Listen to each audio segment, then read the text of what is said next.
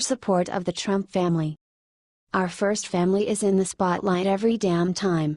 The reporters have been chasing them constantly, and journalists do not use good words always when they write about them. That is why our first family is quite modest when it comes to interviews. Eric Trump had his first interview since his father took oath in office. Eric didn't fancy going out in public and giving interviews because liberals keep sneaking around in an attempt to bash the first family. Here we'd mention the attempts to shut down their businesses and brands. Remember what happened to Ivanka's line? But Eric decided to speak his mind and announced that the Trump Organization is still alive. "We have an amazing team," Eric revealed in his interview. "We have amazing people.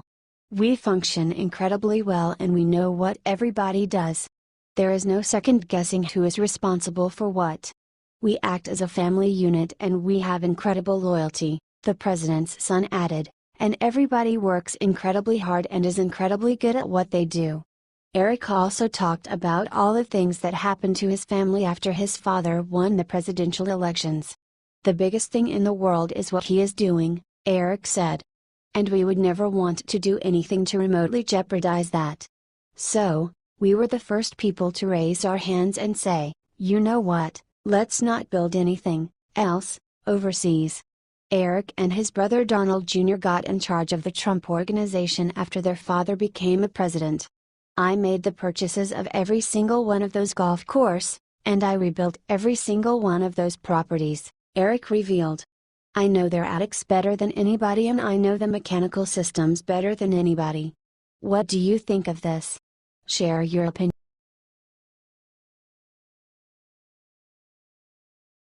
CNN reporter forgot she was live on TV and exposed Obama paying them to be quiet. This is huge. CNN is maybe the biggest liberal media outlet. They have been doing nothing but making Hillary Clinton look like an innocent victim. And now even one of their own journalists has found that CNN is also taking bribes from foreign countries. The CNN reporter who blew the lid on this issue is none other than Amber Lyon, formerly employed by CNN and an award-winning reporter. Yesterday, Lyon blew the cover on the network's suspicious business practices. Lyon claims that CNN is paid by the U.S. government for reporting on some events, and not reporting on others. Lyon also told us that the network is a tool for the Obama administration to manipulate the information the American public gets to see. Lyon claims that Obama has been controlling what we know through CNN, her former employer. During Lyon's interview with Joe Rogan, she explained that she and another female colleague were part of a 4-person team sent by CNN to Bahrain in 2011. Arriving in Bahrain, Lyon noticed something very odd. The United States government had been supplying over $1 billion worth in weaponry, including tear gas, to the oppressive Bahraini regime looking to suppress popular protests in the country. Lyon was threatened by United States government personnel while staying on a U.S. Navy base in Bahrain. She was told not to report the incident, or face grave consequences. But instead of this, CNN officials told her to shut her mouth and not report anything of the Bahraini government's oppressive acts. What do you think of this? Share your opinion.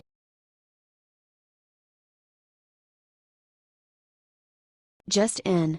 One of Obama's darkest scam secrets finally revealed. You can hide a lot of stuff, but you definitely cannot hide the truth. You can't lie to the American public and prevent their freedom of informing. Obama's administration is known to spend $36 million to secure the truth from being made public. As per the Associated Press, Obama and his administration have told the general population of this nation, journalists, and every other person who has asked that they can't have what they were searching for. In more than 33% of those circumstances, Obama's administration was constrained to recognize that it has committed an error when tested in court with respect to their refusal to release the data.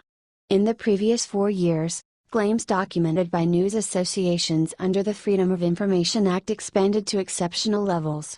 The NY Times, the Associated Press, and the Center for Public Integrity were the most partial to question. Out of the $36.2 million in lawful expenses for comparative claims past year, the Department of Justice represented $12 million, the Homeland Security Department for $6.3 million and the Pentagon for $4.8 million. These three divisions represented over a large portion of the organization's aggregate records in 2016.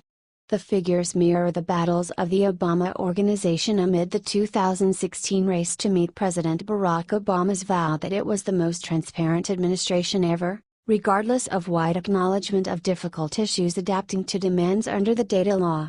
It got a record 788,769 solicitations for documents a year ago and spent a record $478 million noting them and utilized 4,263 full-time FOIA representatives crosswise over more than 100 government divisions and organizations. That was higher by 142 such workers the earlier year.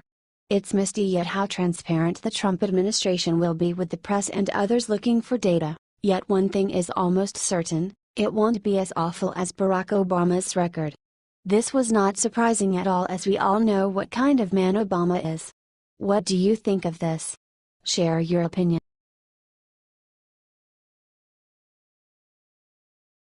Just in top Democrat senator has been nailed by President Trump. The Democratic Party has been caught up in a lot of corruption scandals. Also, there are some Republicans caught up with dirty hands. However, graft and corruption seems to follow liberals like a bad cough. You can clearly see that from Hillary Clinton and the email server scandal. Now, the focus is off Hillary for a minute and on to State Senator Nathaniel Thomas Oakes of Maryland. Apparently, he has been charged with honest services wire fraud. The Justice Department issued a statement. Further, the affidavit alleges that September 22, 2016, the CHS made another $5,000 cash payment to Oakes in exchange for Oakes filing a bond bill with the Maryland Department of Legislative Services, DLS, requesting $250,000 for the project, which Oakes filed later that same day. On November 21, 2016, the CHS received a forwarded email from other Oakes that had been sent to Oakes by a DLS employee, attaching a draft of the bill to establish a $250,000 bond to be used for the project. Nathaniel Thomas Oakes, from Baltimore, seems to have misused his position as a legislator to fill his own pockets. We can see that clearly. What do you think of this? Share your opinion.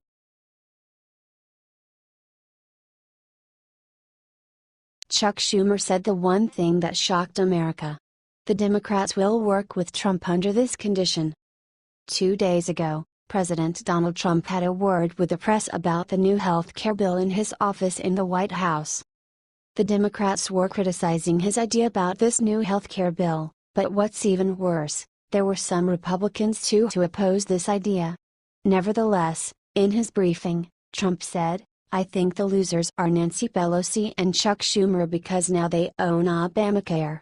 They own it, they 100% own it, and this is not a Republican healthcare, this is not anything but a Democrat healthcare and they have Obamacare for a little while longer until it ceases to exist at some point in the near future."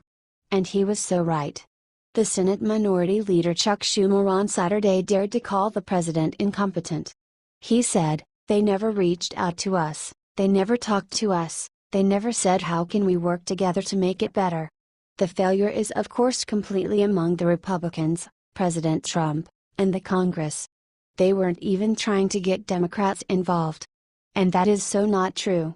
It is once again proven that the Democrats are doing their best to undermine the Congress and the new administration. So basically, Schumer gave his offer under one condition. He was asked if he is going to collaborate with President Trump on this new bill, to which he replied, "If they take repeal off the table, absolutely." Instead of making a new health care bill, they want to fix Obamacare together. But it is only a matter of time to see what will be the outcome of the scenario if ever happens. What do you think of this? Share your opinion.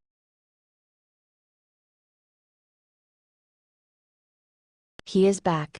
President Trump showed up and said the thing that made God pleased. The President of the United States is really important to us. He is the father of our nation. However, we all know that we have one absolute ruler above us and that is God. You see, A lot of politicians get big heads and think they are the new gods of our country. No way. That's why Trump stood in front of thousands of students at Liberty University and dropped this truth bombshell on them: in America, we don't worship government, we worship God. Amen. That's right, Trump just brought God back to our country. President Trump knows that the only reason for America being great in the first place is God. Our founders knew it, and to this day God is the key to our success. God's name is even in the Constitution 4 times for his sake. Trump continued, "It is why our currency proudly declares, 'In God we trust,' and it is why we proudly proclaim that we are one nation, under God, every time we say the Pledge of Allegiance." Trump made another great point: faith in God is so important that our leaders swear on a Bible and in God's name. This means only one thing: that our country still chooses the path of God and no one else. What do you think of this? Share your